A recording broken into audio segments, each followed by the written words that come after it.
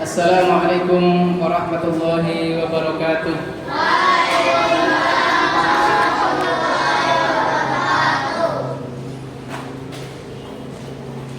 Innal hamdalillah nahmaduhu wa nasta'inuhu wa nastaghfiruh wa na'udzu billahi min shururi anfusina wa sayyiati a'malina. Man yahdihillahu fala mudilla lahu wa man yudlil fala hadiya lahu. Asyhadu an la ilaha illallah wahdahu la syarika lah wa asyhadu anna Muhammadan abduhu wa rasuluh. Ya ayyuhalladzina amanu taqullaha haqqa tuqatih wa la tamutunna illa wa antum muslimun. Ya ayyuhan nasu taqu rabbakumul ladzi khalaqakum min nafsin wahidah wa khalaqa minha zawjaha wa bassa minhuma rijalan katsiran wa nisaa'a wattaqullaha alladzi tasaaluna bihi wal arham innallaha kana 'alaikum raqiba. Ya ayyuhalladzina amanu taqullaha wa qulu qawlan sadida yuslih lakum a'malakum wa yaghfir lakum dhunubakum wa may yuti'illaha wa rasulahu faqad faza fawzan 'azima. Adik-adik, kalau sudah mukadimah ngadepnya ke pemateri ya, jangan bikin majelis sendiri-sendiri. Itu siapa yang ngadepnya masih ke utara? Ngadepnya ke sini. Ya. Ini kajian bukan seperti di kelas. Yang setiap kalimat ustadz yang penting tak tulis-tulis di papan tulis. Adapun di sini semuanya didiktekan. Ya, perhatikan.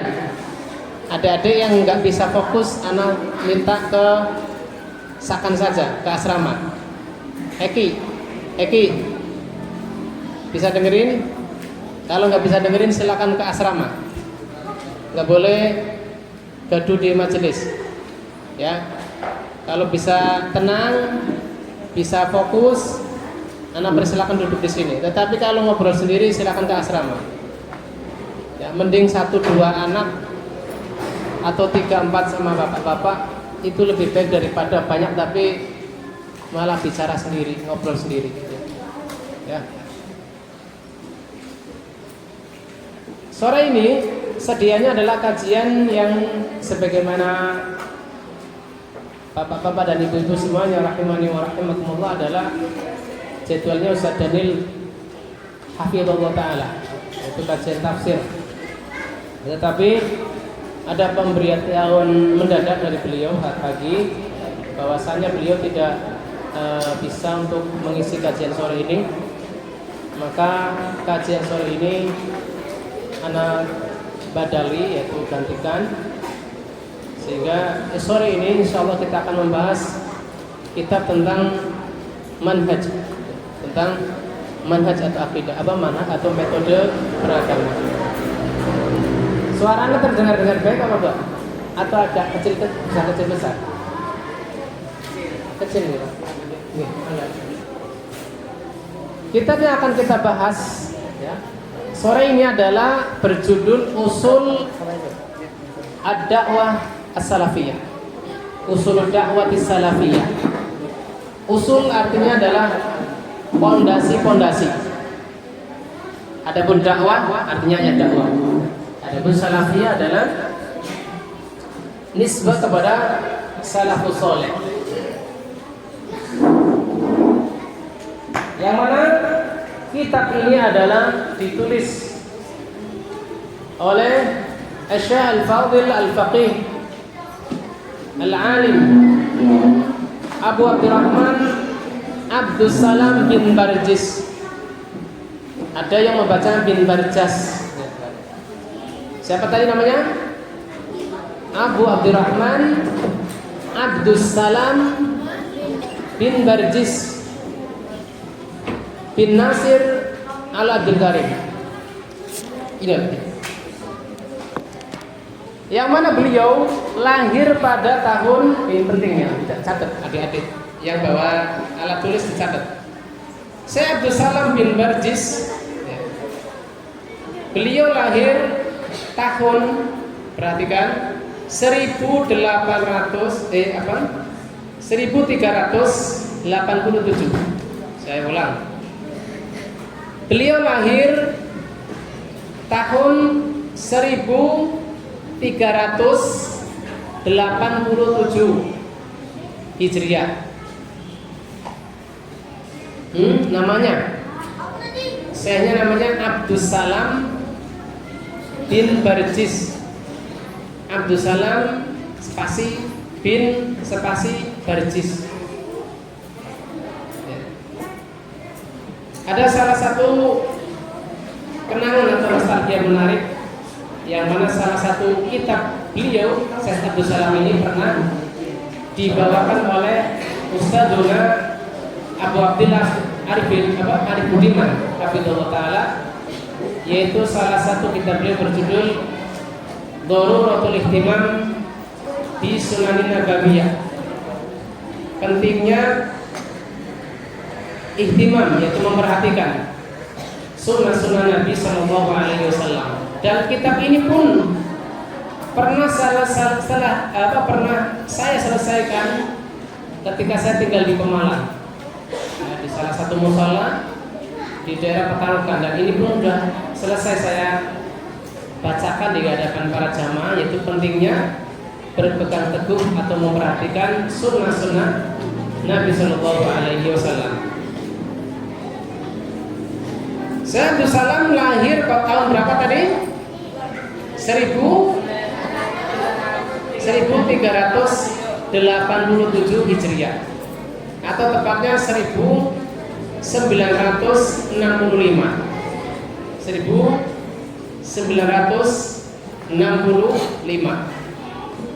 Yang apabila kalau usia beliau masih saat ini masih hidup, misalkan beliau saat ini usianya 60 tahun. Saat ini beliau misalkan masih hidup, itu usia beliau adalah 60 tahun. Tetapi sayangnya beliau wafat pada usia 38 tahun. Ya udah kalau usianya saya. Kalau saya saat ini 42. Jadi usia beliau lebih muda dari saya dan sudah meninggal. Lahir di kota Riyadh, ibu kota Saudi Arabia. Kata penulis, kata penerbit dikatakan di sini wafat nasya fi baitin diyanatin wa salahin wa tamayyaza rahimahullah ta'ala mundu sigharihi bid-daka'i wal hazmi wal jiddi wal ijtihadi. Beliau tumbuh di rumah yang menjaga agama, ilmu dan akhlaknya. Dan beliau istimewa sejak kecilnya. Istimewa sejak kecil. Mengapa? Beliau dikaruniai kecerdasan dan tekad yang besar. Wal jiddi wal ijtihad. Sudah orangnya cerdas, ditambah keluarganya sangat perhatian dengan ilmu agama, sehingga ibaratnya klop gitu, klik. Sudah anaknya cerdas, plus ditambah perhatian keluarga itu sangat besar. Perhatikan di sini. Kata-kata ad-daka ini mengingatkan kita kepada salah satu syair yang disebutkan oleh Al-Imam Asy-Syafi'i rahimahullah ta'ala. Kata beliau, akhi lan tanalal ilma. Saya ingin teman-teman santri ikuti. Perhatikan, kesini dulu, melihatnya kesini dulu. Lihat, nanti contek-contekannya setelah majelisnya rampung dulu ya. Semuanya lihat ke sini. Semuanya ikuti dari para santri. Akhi, lan tanalal ilma. Lan tanalal ilma illa bisittatin. Sa'umbika an tafsiliha bibayanin. Saya terjemahkan sedikit demi sedikit. Akhi itu saudara, kata Imam Asy-Syafi'i rahimahullah ta'ala. Lan tanalal ilma, ilmu tidak akan pernah dicapai illa bisittah, kecuali dengan 6 hal. Ya. Sa'umbika an tafsiliha, aku akan ceritakan kepadamu dengan perinciannya, dibayani dengan penjelasan. Yang pertama beliau menyebutkan zakaun. Apa arti zakat? Cerdas. Arti zakat adalah cerdas. Zakaun, saya setia ikutin. Zakaun, wa hirsun, wa jitihadun, wa bulghatun. Saya ulang lagi. Zakaun, wa hirsun, wa jitihadun, wa bulghatun. Yang kelima, wa suhbatu ustadin, wa suhbatu ustadin. Yang keenam, wa tulis zaman, wa tulis zaman. Yang pertama apa? Kecerdasan. Silakan ditulis. Seseorang tidak akan mencapai ilmu, tidak akan memperoleh ilmu kecuali dengan 6. Barangkali bapak-bapak sering dengar, nggak usah ditulis nih pak. Cuman sebagai tajwid saja mengingatkan. Seseorang tidak akan mencapai ilmu kecuali dengan 6. Yang pertama adalah kecerdasan. Sudah? Yang kedua, wahirsin. Hirsin itu adalah semangat. Cerdas tapi malas-malesan, maka tidak akan mendapatkan ilmu. Yang pertama adalah zakat, yang kedua adalah hirs, yaitu semangat. Sudah? Ada yang SMP? Yang ketiga ijtihad. Kedua semangat. Astagfirullah. Yang pertama cerdas. Yang pertama cerdas. Iya boleh. Kilahuma yajuz. Yang kedua apa tadi Zakaria? Semangat. Yang ketiga sungguh-sungguh ijtihad. Yang nomor 1 cerdas. Makanya majelis di masjid ini bukan majelis seperti di papan tulis ya, ditulis apa? Sudah. Yang pertama apa? Yang kedua semangat. Yang ketiga sungguh-sungguh. Nanti yang ketinggalan bisa nyontek temennya. Nomor 4 bulghah. Bulghah itu bekal. Yang keempat adalah bulghah. Artinya apa? Bekal. Bekal duit, bekal makanan, bekal minuman, bekal tas, bekal beli buku dan seterusnya. Tamam?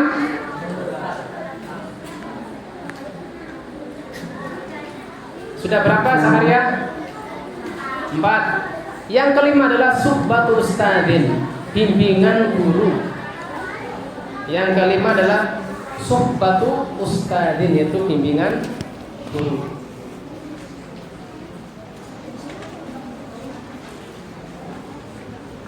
Balas? Tamam? Dan yang keenam adalah tulis zaman, yaitu waktu yang lama. Waktu yang lama.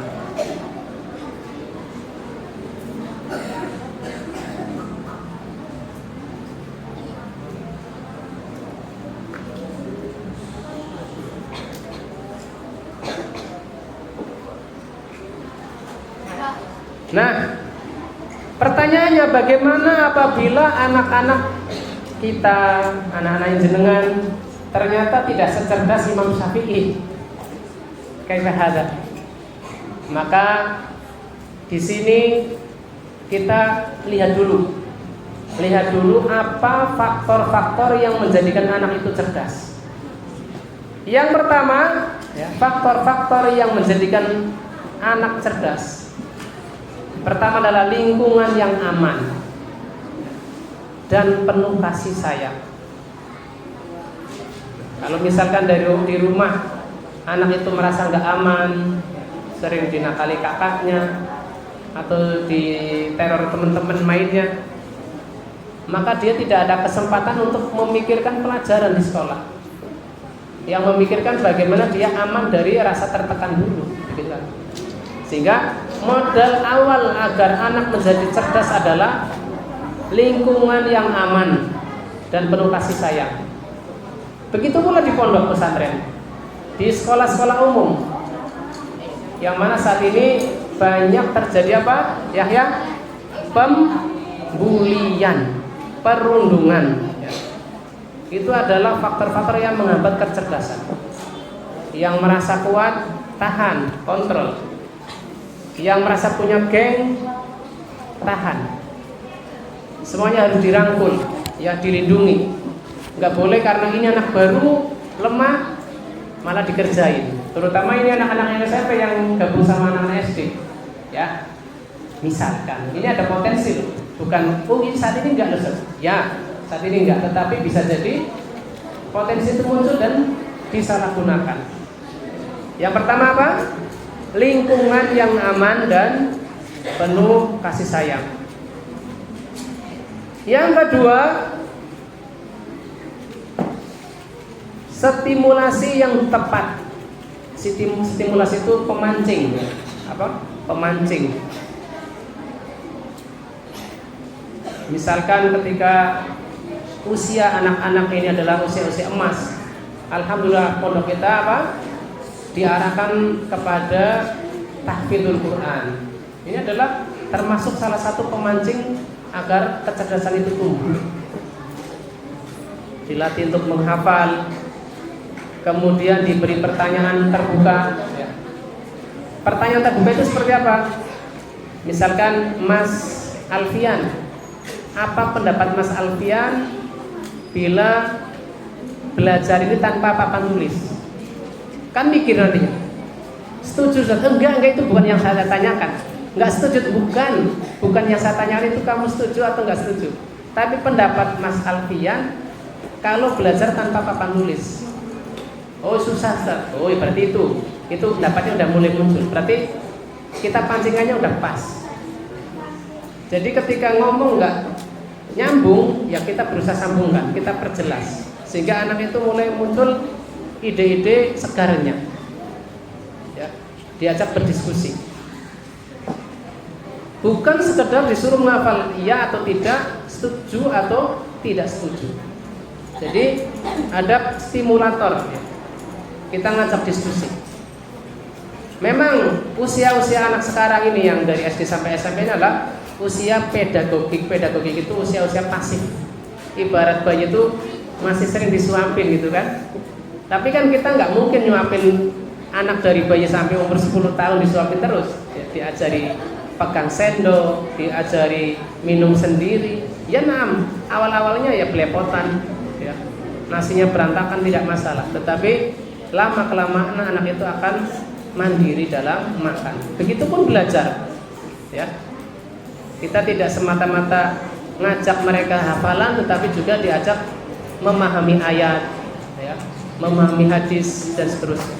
Itu yang kedua. Yang pertama tadi lingkungan aman dan penuh kasih sayang. Yang kedua adalah stimulasi yang tepat. Dan yang ketiga adalah adanya keteladanan dan interaksi. Ya. Anak-anak dikasih aturan seabrek, ya, dari 10 sampai 100 aturan. Ternyata ustadznya paling depan dalam melanggar, misalkan gurunya paling depan dalam menyelisih aturan tersebut. Tentu anak-anak kan lebih mencontoh perilaku gurunya. Iya. Apa Mas Azam? Yang ketiga, keteladanan. Keteladanan itu contoh, keteladanan dan interaksi.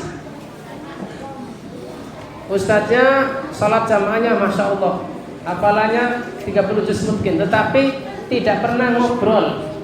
Ketemu Zaim, Jata Imes, nggak ngobrol, ini juga kurang tepat. Ini ada 3 faktor yang mendukung anak itu menjadi cerdas. Nah, bagaimana kalau misalkan 3 faktor ini sudah ada, anak-anak juga masih pasif, masih belum keluar cerdasnya, ya, ya.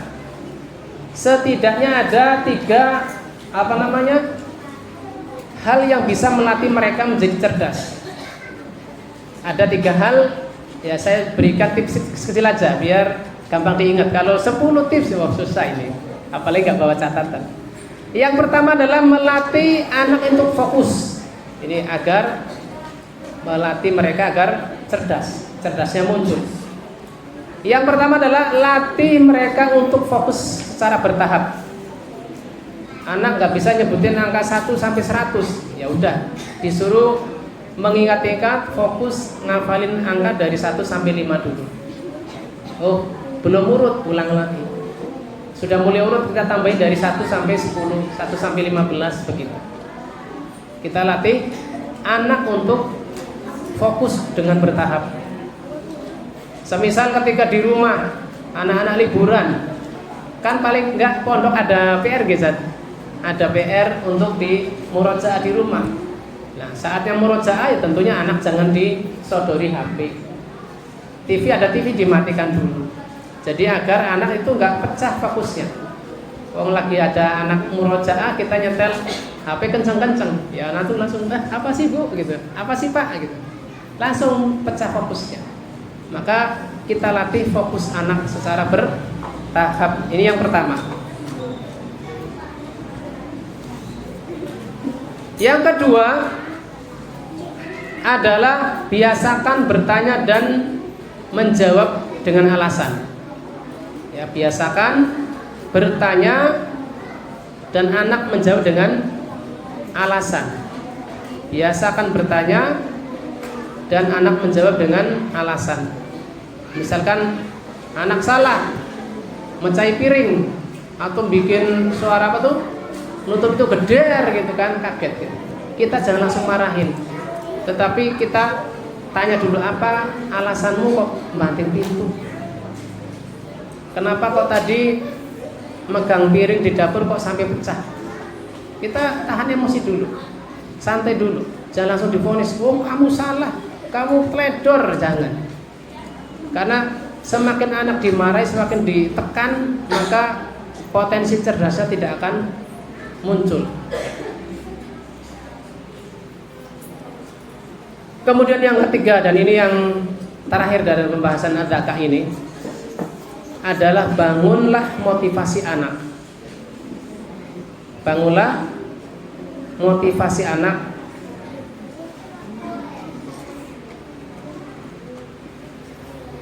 dan rasa percaya dirinya. Ya, bangunlah motivasi anak dan percaya dirinya. Ayo jangan main sendiri. Mau ke asrama mainnya? Ya, kalau kayak gitu nanti tak suruh kamu asrama, biar mainnya tambah bebas, nggak dilarang-larang Ustadz. Gimana? Mau main di sini atau main di asrama? Kalau main di sini nggak boleh, karena ini waktunya belajar.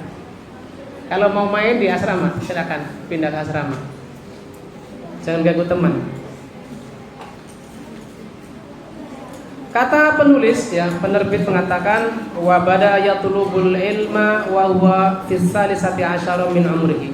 Beliau memulai belajarnya adalah pada usia 13 tahun. Ya, sama kayak antum ini yang baru lulus SD. Artinya jangan berkecil hati. Ya. Bahkan kita pun yang sudah sepuh-sepuh ini Pak, jangan berkecil hati untuk belajar. Kalau tidak, saya pernah mendengar Syekh Abdul Muhsin bin Badr Al-Abad, itu bapaknya Syekh Abdul Razak. Beliau itu baru mulai fokus menghafal Quran itu pada usia 50 tahun. Nah, kita usianya sekarang berapa? Barangkali ada yang 55, ada yang 45, ada yang 40. Belum terlambat. Tapi kayaknya susah, ya nggak apa-apa, namanya juga belajar ya susah, nggak ada yang gampang. Kalau misalkan dapatnya di juz 30 ya nggak apa-apa. Walaupun targetnya 30 juz tapi dapatnya juz 30 saja. Di antara guru-guru Syekh Abdul Salam bin Barjas atau bin Barjis rahimahullah taala adalah Syekh Abdul Aziz bin Baz. Syekh Abdul Aziz bin Baz. Beliau adalah ulama terkenal, termasuk mufti Saudi Arabia pada zamannya, itu wafat pada 1420 Hijriah, kurang lebih tahun 2000-an. Kemudian Syekh Muhammad bin Shalih Al-Utsaimin yang wafat 1 tahun setelahnya, yaitu 1 tahun setelah Syekh bin Baz, yaitu 1421 Hijriah.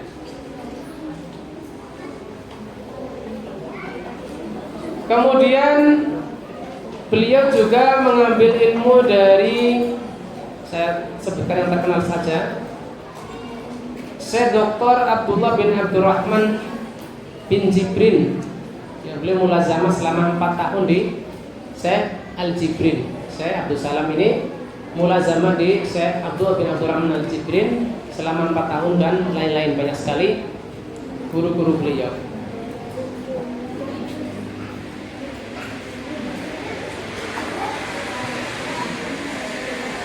Kemudian kita masuk alasan beliau menulis Ushul Dakwah Salafiyah, ya. Ada 2. Yang mana yang menjadikan beliau menulis Ushul Dakwah As-Salafiyah, pondasi-pondasi dakwah salafiyah, itu ada 2 alasan. Yang pertama adalah mulai maraknya manusia itu menisbatkan diri kepada dakwah salaf. Mulai banyaknya manusia yang menisbatkan diri kepada dakwah salaf, yang mana beliau itu, Syekh Abdul Salam itu kurang lebih meninggal tahun 2005, ya masih jauh ya dari saat kita ini, yaitu 20 tahun yang lalu. Tetapi banyak yang keliru dalam memahami dakwah salafiyah, ya. Banyak yang keliru dalam memahami dakwah salafiyah. Dan yang kedua adalah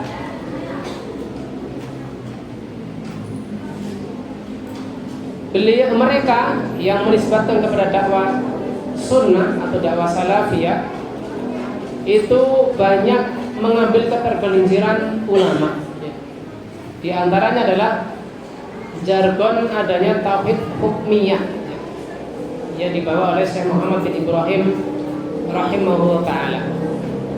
Sehingga beliau perlu atau merasa perlu untuk mengumpulkan bagaimana fondasi-fondasi dakwah salafiyah ini bisa kembali dipahami dan dikenalkan kepada masyarakat yang mulai menerima dakwah salafiyah ini, ya, terutama kurang lebih 10 tahun terakhir ini juga di Indonesia tuh, masya Allah, Anda lihat satu luar biasa,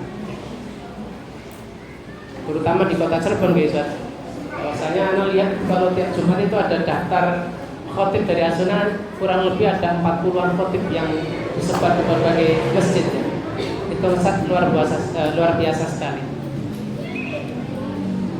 Baik, kita langsung masuk kepada usul yang pertama atau pondasi pertama, tanpa berpanjang lebar karena waktu tinggal 15 menit lagi.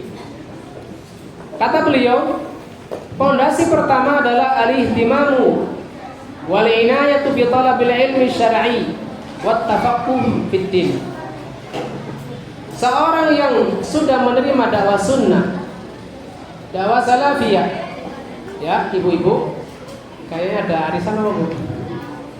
Kayak apa santri nih yang ngobrol sendiri di belakang.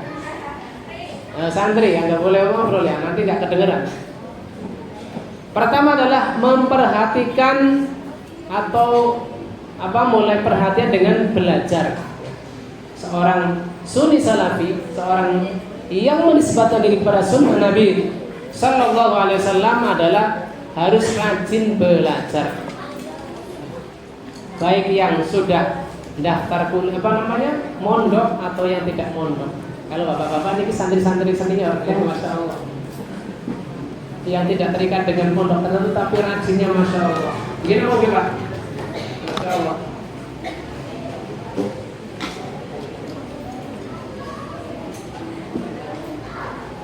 Yang mana semangat ini bisa kita ambil dari Firman Allah Ta'ala, fa'lam annahu la ilaha illallah wastaghfir li dzambik. Ketahuilah bahwa tiada ilah atau tidak Tuhan yang berhak diibadahi melainkan Allah. Wastaghfir, dan minta ampunan li dzambik, di atas dosa-dosamu. Walil mu'minin, ya enggak Ibrahim, Ibrahim. Dan mintakan apa? Atas dosa-dosamu dan dosa kaum mukminin. Maka dari ayat ini fa'lam, ya, Allah Subhanahu wa taala mengawali perintah ketika kita ingin mengatakan la ilaha illallah adalah agar kita belajar dulu. Fa'lam, ketahuilah, ilmuilah. Ya. Kalau kita melihat ini dari terjemahan Al-Qur'an saja mungkin apa siapnya nggak dapat ya, daunnya. Ketahuilah, ya kita udah ketahui, ya, udah bisa mengucapkan itu sudah cukup. Ternyata di dalam kalimat yang ringkas seperti ini, para ulama memberikan perhatian bahwasanya ketika kita ingin mengucapkan la ilaha illallah, ingin mengamalkan kalimat la ilaha illallah, ingin mendakwakan kalimat la ilaha illallah, kita harus belajar. Kata beliau, wa nahnu innama ja'alna al-ilma bidayatal usul. Hanyalah kita jadikan ilmu sebagai permulaan fondasi dakwah sunnah atau dakwah salafiyah. Bi anna subula katsiratun wa kulluha subulun mutahatin. Wa kulluha subulun mutahatin illa sabili Rasulillah sallallahu alaihi wasallam. Illa sabila Rasulillah sallallahu alaihi wasallam. Mengapa kok kita perlu belajar? Kata beliau, karena jalan-jalan itu banyak. Artinya jalan-jalan dakwah. Kita sudah menisbatkan kepada dakwah salafiyah, dakwah sunnah Nabi Sallallahu Alaihi Wasallam. Maka fondasi pertama yang hendaknya kita yakini adalah kita harus rajin belajar. Mengapa? Ya karena dakwah-dakwah di luar sana yang tidak menisbatkan diri kepada sunnah adalah banyak. Dan semuanya adalah menggelincirkan seseorang dari jalan yang lurus, kecuali jalannya Rasulullah Sallallahu Alaihi Wasallam. Apa buktinya? Apa buktinya ya Alfian? Bisa menyebutkan kok jalannya Rasul itu jalan yang lurus? Siapa yang bisa? SD ada yang bisa jawab? Sebutkan ayat kalau jalannya Rasul adalah jalan yang lurus. Biasa kita baca ketika sholat, ihdinas siratal mustaqim siratal ladzina an'amta 'alaihim ghairil maghdubi 'alaihim waladdallin. Ya. Ya Allah, tunjukilah aku kepada jalan yang lurus, yaitu jalannya orang-orang yang Engkau beri nikmat atas mereka. Ya. Siapa tadi yang kok mainan lagi itu? Ini tak di list ini Ustaz. Eki sama Cakat itu dua temannya. Nanti bahkan depan nggak boleh ikut kajian, harus ke asrama. Ya. Bahwasanya jalan yang lurus adalah siratal ladzina an'ama Allahu 'alaihim minan nabiyyin wasiddiqin wasyuhada'i wassalihin.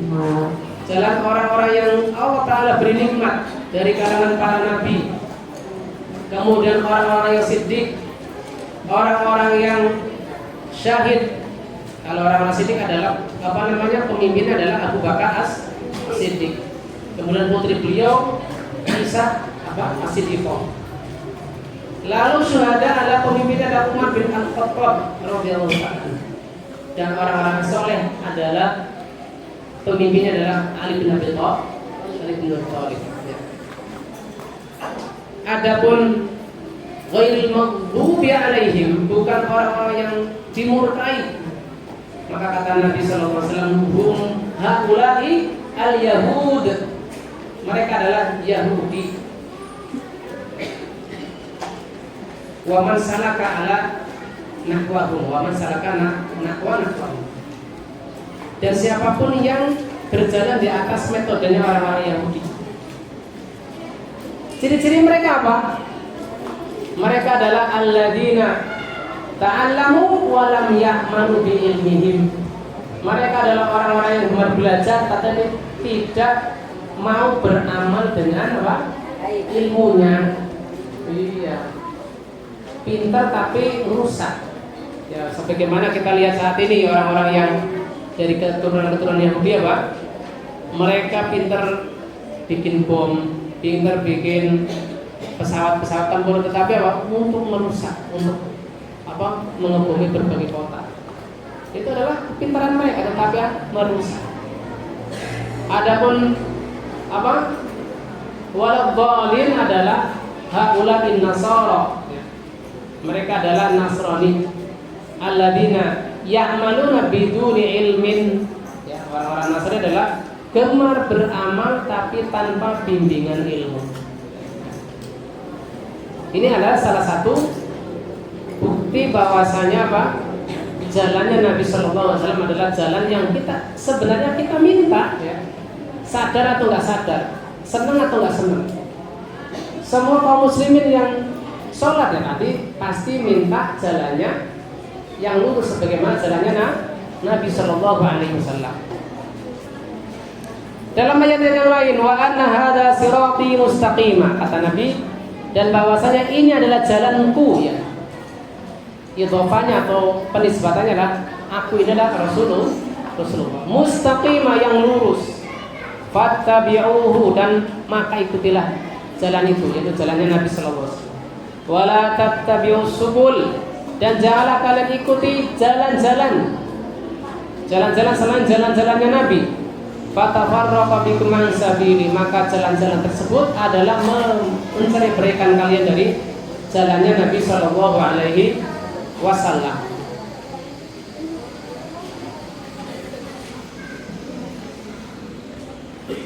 Al-Imam Ahmad rahimahullah ta'ala, dan ini pun kalau tidak salah dinukil juga oleh beliau di kitab Darurul Ihtimam. Kata beliau, an-nasu ila ta'allumil ilmi ahwaju minhum ila ta'ami wa syarab. Manusia itu dalam hal belajar, ya, mereka lebih butuh dari sekedar makan dan minum, ya. Ahwaju minhum ila ta'ami wa syarab. Alasannya apa? Li'anna ar-rajula yahtaju ila ta'ami wa syarab fil yaumi marratan aw marratayn. Karena seseorang butuh kepada makan dan minum hanya sekali atau dua kali dalam sehari. Kita bagi maaf ya, ngapunten bagi yang ekonominya lagi disempitkan, mungkin makan sehari itu cukup, bisa menegakkan tulang punggung kita. Kalau ada yang lebih bisa dua kali, atau kebiasaan kita di Indonesia ada tiga kali, ya. Tetapi kata Imam Ahmad, wahajatu ilal ilmi bi'ada di anfusihi.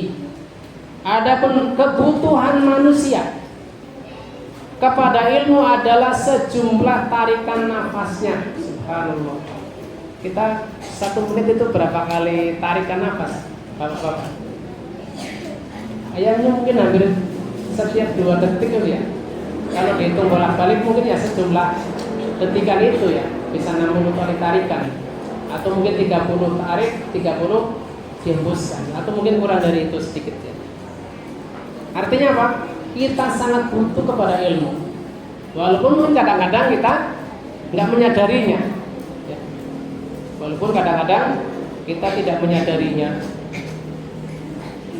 Lalu kata beliau rahimahullah ta'ala, ya, kata Syekh Abdul Salam bin Barjis, wa ma yanbaghi an yu'lam atau an yu'lam anna talabal ilmi kisman, dan hendaknya yang diketahui, diilmui dalam belajar itu ada 2. Yang pertama adalah fardun ala kulli ahad, yaitu fardu ainin, yang mau tidak mau setiap orang itu harus belajar. Itu fardu ain. Artinya ilmu ini tidak bisa diwakilkan ke tetangga, tidak bisa diwakilkan ke suami, ya barangkali istrinya di rumah, atau sebaliknya seorang suami mewakilkan istrinya yang belajar dia di rumah atau di pekerjaan. Tidak. Setiap orang yang masih bernafas, yang masih punya kepala, maaf, ya tetap semuanya belajar. Ini namanya fardu ain. Yang kedua adalah fardu kifayah. Ya. Fardu kifayah adalah ma qama bihi man yakfi saqata anil baqi. Apa yang apabila dikerjakan oleh orang yang cukup, maka yang lain tidak terbebani hal tersebut. Tidak terbebani atau gugur dari kewajiban tersebut. Lalu ilmu apa yang wajib setiap manusia itu pelajari? Maka dikatakan di sini, beliau menukil dari perkataan Syekh At-Tamimi rahimahullah taala di dalam kitab Al-Usul Salasa, "I'lam rahimakallah annahu yajibu alaina ta'allum arba'i masail." Ketahuilah, semoga engkau merahmati, Allah Subhanahu wa taala merahmatimu, bahwasanya wajib bagi kita mempelajari 4 hal. Al-ula al-ilm. Yang pertama adalah ilmu, wa huwa ma'rifatullahi wa ma'rifatu nabiyyi. Ilmu yang dimaksud wajib bagi setiap orang untuk dipelajari adalah ma'rifatullah, mempelajari tentang Allah Subhanahu wa taala, dari nama-namanya, dari sifat-sifatnya. Kemudian mempelajari nabinya. Menjadi aib apabila seorang muslim tidak kenal Nabi Muhammad sallallahu alaihi wasallam. Asalnya dari siapa, beliau anaknya siapa, ya. Ada ketika saya lihat di media, ketika ada challenge, ya, apa namanya, pertanyaan, siapakah Nabi setelah Nabi Isa alaihissalam? Ada yang jawabnya Nabi Nuh, ada yang jawabnya Nabi Adam, subhanallah. Padahal itu ya rata-rata pada kerudungan. Kira-kira siapa setelah Nabi Isa? Nabi Muhammad bin Abdullah. Ya. Ternyata banyak yang muslim dan muslimah tidak tahu sejarah, ya, urutan Nabi Shallallahu Alaihi Wasallam. Ketika ditanya setelah Nabi Isa siapa, jawabannya sangat, ya, apa namanya, lucu, ya. Ada jawabannya Nabi Musa, Nabi Harun, dan seterusnya. Yang pertama adalah mempelajari Allah Subhanahu wa taala, mengenal Allah. Kemudian mengenal nabinya. Dan yang ketiga adalah mengenal agama Islam, ya, mengenal agama Islam. Mulai dari sholat, kemudian puasa. Bahkan di sini disebutkan secara lebih detail, falladhi yajibu 'alal insan an ya'mala bihi ka usulil iman. Yang wajib bagi setiap manusia untuk belajar adalah pokok-pokok keimanan, yaitu rukun iman yang berapa? Yang berapa, Ilyas? Rukun iman yang 6, ya, dipelajari dari iman kepada Allah, iman kepada malaikatnya, iman kepada kitab-kitabnya, dan seterusnya sampai iman kepada takdir. Wa syara'il Islam, dan mempelajari syariat Islam. Wa ma yajibu ijtinabu minal muharramat, belajar apa saja yang haram, artinya agar tidak sampai melanggarnya. Wa ma yubah, dan apa saja yang dibolehkan. Au ma yahtaju ilaihi fil muamalah, dan apa yang dibutuhkan dalam muamalat. Jenengan pekerjanya sebagai petani, belajar bagaimana fikih pertanian. Antum sebagai pekerja pabrik, bagaimana muamalah sebagai pekerja. Antum sebagai guru, anak juga, maka bekerja mempelajari fikih guru dan lain-lain. Adapun yang kedua adalah fardu kifayah, adalah hal-hal yang bersifat teori. Bahkan kadang-kadang ilmu dunia pun ada yang sifatnya fardu kifayah. Semisal mempelajari ilmu kedokteran, mempelajari ilmu bangunan, ya, biar bangunannya nggak rapuh, nggak doyong, itu nggak ambruk, dan seterusnya. Ya. Demikian yang bisa kita bawakan sore ini, bahwasanya Fondasi pertama dari dakwah salafi atau dakwah sunnah Nabi adalah giat belajar, ya Pak, giat belajar, semangat untuk belajar. Demikian yang bisa kita bawakan. Hadiahnya sudah tadi dibagikan siang-siang, jadi tidak ada bagi hadiah lagi. Nah, kita tutup majelis kita dengan doa kafaratul majelis. Subhanallahumma wa bihamdik asyhadu an la ilaha illa anta astaghfiruka wa atubu ilaik. Kurang lebihnya mohon maaf. Billahi taufiq wal hidayah. Wassalamualaikum warahmatullahi wabarakatuh.